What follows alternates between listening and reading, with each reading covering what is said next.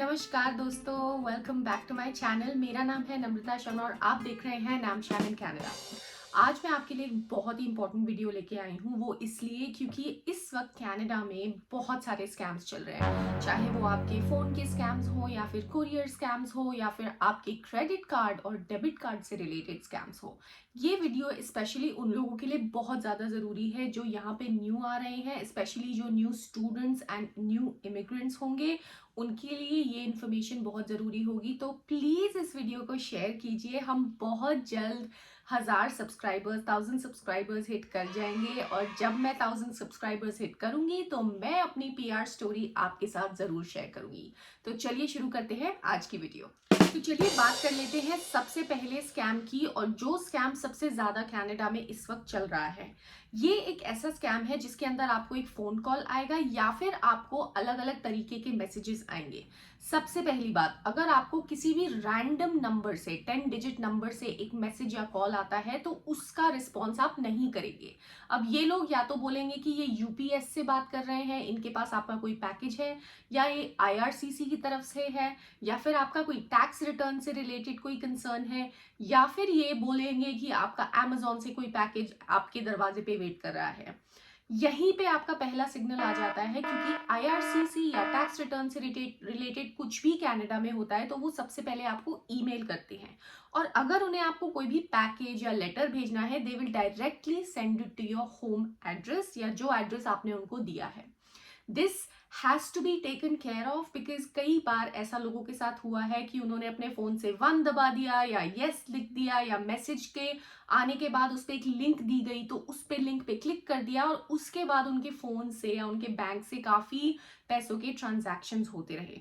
Please be careful about these messages and calls. The second thing that you have to be careful about these calls is कि ये हमेशा English में बात करने के बाद वो रिकॉर्डेड मैसेज आपसे चाइनीज में बात करेगा। ये आपका सेकंड हिंट होगा कि ये एक स्कैम कॉल है and you should not be going forward with anything they से टू यू। नंबर 2, दूसरा एक स्कैम बहुत ही फेमस यहाँ कनाडा में चल रहा है। शायद बहुत सारे लोगों को इसके बारे में नहीं पता होगा, बट मैंने काफ़ी वीडियोस इसके बारे में देखी और न्यूज़ में भी रिपोर्टर्स ने इसके बारे में बात की, जिसमें सामने वाला जब कॉल आपको करेगा या आपको एक रैंडम नंबर से कॉल आती है जिस नंबर के बारे में आपको कोई आइडिया नहीं, वो आपके फ़ोन में सेव नहीं, आपको एक अचानक एक दिन कॉल आएगी और वो इंसान आपसे बात करने लगेंगे, या वो एक रिकॉर्डेड मैसेज भी हो सकता है। दे माइट से कि हम टैक्स रिटर्न से बात कर रहे हैं, हम आपकी क्रेडिट कार्ड कंपनी से बात कर रहे हैं, और आपको वो मैसेज बहुत जेन्युइन लगेगा। वो आपसे कहेंगे कि आपको हमारे रिकॉर्डेड मैसेज में पूछे गए क्वेश्चन के बाद या तो यस बोलना है या नो बोलना है। ऐसा देखा गया है कि जब लोगों ने यस बोला तो उनकी सारी फोन की इंफॉर्मेशन कहीं से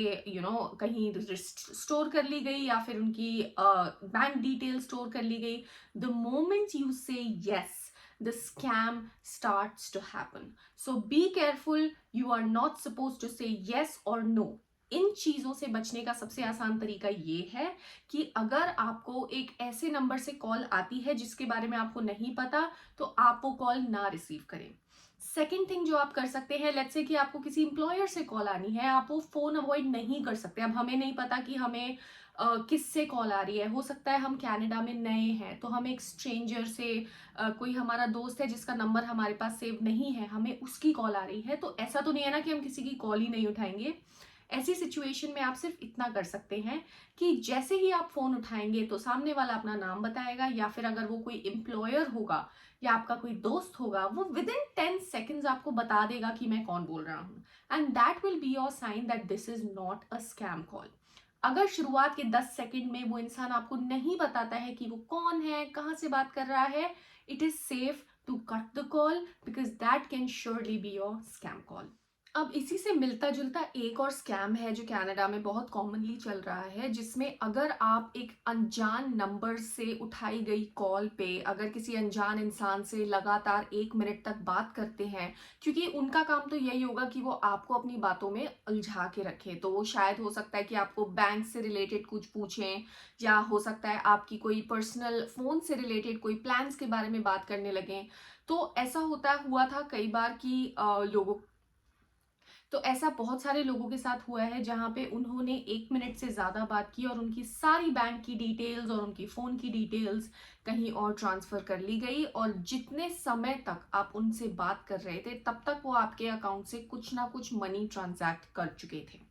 ऐसा मेरे जानने वालों के साथ हुआ है, एंड मैंने सोचा कि मुझे ये आप लोगों को बताना बहुत ज़रूरी है, बिकॉज़ कई बार हमारे साथ ऐसा होता है कि हमें ऐसी स्ट्रेंज सी, अजीब सी कॉल्स आती हैं जिसमें सामने वाला रेपिटेटिवली हमसे सिमिलर सवाल पूछता जा रहा है, और कहीं ना कहीं हमारा दिमाग इस पॉइंट पे जाता है कि ये कॉल कुछ सही नहीं लग रही है, ये कॉल कुछ अजीब लग रही है। लेट्स से अगर आप किसी कॉल का वेट नहीं कर रहे हैं और आपको ऐसी कॉल अजीब लग रही है, just put the phone down. 1 minute से ज्यादा उस कॉल को ना चलने दें, वरना वो एक स्कैम कॉल हो सकती है। अब बात कर लेते हैं एक ऐसे बहुत ही एलैबोरेट तरीके के स्कैम की जिसके बारे में ज़्यादा लोगों को नहीं पता, बिकॉज मैंने खुद ये स्कैम के बारे में किसी और के मुंह से सुना था, बट मुझे ये चीज़ सुनकर काफ़ी हैरानी हुई कि कुछ लोग ऐसे गैंग्स में भी स्कैम कर सकते हैं। तो बेसिकली क्या हुआ कि दो लड़कियां एक बार राह से चलती हुई जा रही थी, और वो अचानक से एक बच्चा उनके पास आके बोलता है कि मेरे पास कैश है, पर मुझे जो डोमिनोज को पेमेंट करनी है, साइड में ही एक डोमिनोज का ट्रक खड़ा होता है जिसमें एक आदमी बैठा होता है, एंड वो बच्चा बोलता है महज 10 से 12 साल का कि मेरे पास कैश है, आप मुझसे कैश ले लीजिए। 10 से 20 डॉलर का कैश उसके पास होता है, और वो बोलता है आप अपनी क्रेडिट कार्ड से अगर मेरे लिए पेमेंट कर दे तो I will be very grateful. तो वो लड़कियां सोचती हैं कि ठीक है, हमको हमारे हाथ में कैश मिल रहा है, और अगर हम डोमिनोज की पेमेंट अपने क्रेडिट कार्ड से या डेबिट कार्ड से कर देते हैं तो उसमें कोई बड़ी बात नहीं है। अब वो लड़की जाती है उस वैन में बैठे इंसान, जो कि एक बहुत ही जेन्युइन लुकिंग वैन में होता है, डोमिनोज की वैन में वो जाती है, वो उसको कार्ड थमाती है, वो 1 सेकंड के लिए अपने पास मशीन रखता है, उसमें अमाउंट डालता है उस क्रेडिट कार्ड से, और फाइनली वो पिन डाल के पेमेंट करके कार्ड वापस कर देते हैं, और वो लड़की अपने रास्ते चली जाती है। जब वो घर जाती है तो उसको 2-3 घंटे बाद रियलाइज होता है कि उसके कार्ड से लगातार 200-500 डॉलर्स ऐसे निकलते चले जा रहे हैं। तो वो फटाफट से अपने वॉलेट को खोल के देखती है, तो उसको रियलाइज होता है कि वो जो कार्ड उसको वापस दिया गया वो उसका था ही नहीं। शायद उस लड़की की नज़र 2 सेकंड के लिए उस इंसान से हटी हो, और उसने उस कार्ड को एक्सचेंज करके अपना कोई झूठा या कोई दूसरा अलग तरीके का कार्ड उसको दे दिया हो जो शायद इन यूज ना हो। और ऑन द अदर हैंड वो इंसान उसके क्रेडिट या डेबिट कार्ड से कॉन्स्टेंटली पेमेंट्स करता जा रहा था, और अपने अकाउंट में वो उसका पैसा ट्रांसफर करता जा रहा था। बेसिकली इस स्कैम का मतलब सिर्फ यही है, और मैं आपको इसी चीज़ की वार्निंग दूंगी कि राह चलते किसी भी बच्चे को, किसी भी इंसान को अपना कार्ड ना थमाएं, कभी भी अपना कार्ड किसी दूसरे इंसान के हाथ में भी ना लगने दे, वरना वो एक स्कैम हो सकता है। और फाइनली मैं बात कर लेती हूँ अपने 5वें स्कैम के बारे में, जो कि रिसेंटली ही मेरी एक बहुत ही क्लोज फ्रेंड के साथ हुआ, जो कि है उबर स्कैम। बट मेरी फ्रेंड का जो उबर का अकाउंट था वो हैक कर लिया गया, और वो उसको तब रियलाइज हुआ जब वो एक दिन अपनी उबर बुक करना चाह रही थी, और उसकी लैंग्वेज उर्दू में बदल चुकी थी जबकि वो इंग्लिश यूज करती है। That is when she found out that her Uber account has been hacked. अब यहाँ मैं ये नहीं कह रही हूँ कि एक स्कैम उबर स्कैम है और इससे कैसे बचा जाए, बट मेरा आपको यही सलाह है कि जब भी आप पब्लिक में जाएं तो कृपया करके पब्लिक वाईफाई का इस्तेमाल ना करें, बिकॉज आज के टाइम पे हैकर्स बहुत ज़्यादा इंटेलिजेंट हो गए हैं, एंड कहीं पे भी कोई भी स्कैम हो सकता है। और क्योंकि हम अपनी सारी बैंक डिटेल्स, अपनी मेजर डॉक्यूमेंट्स भी फ़ोन में रखते हैं, तो मेरी तरफ से आपको यही रिकमेंडेशन रहेगी that please do not use public WiFis unless it is from your college और इट्स योर ऑफिस। मैं नहीं रेकमेंड करूँगी कि आप